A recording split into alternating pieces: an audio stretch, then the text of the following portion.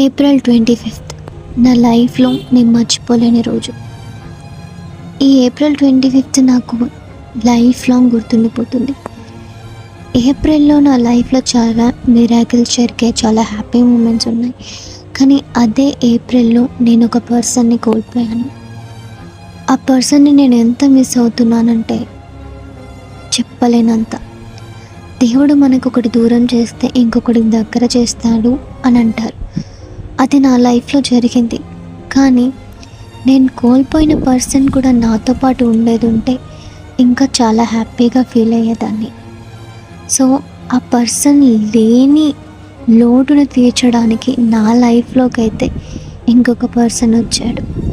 వాడెవడో కాదు, నా కొడుకు. నా కొడుకు రూపంలోనే తనను చూసుకుంటూ బ్రతుకుతున్నాను. సో తను కూడా తనతోనే ఉన్నాడు, నా కొడుకు రూపంలోనే ఉన్నాడని నేనైతే భావిస్తున్నాను.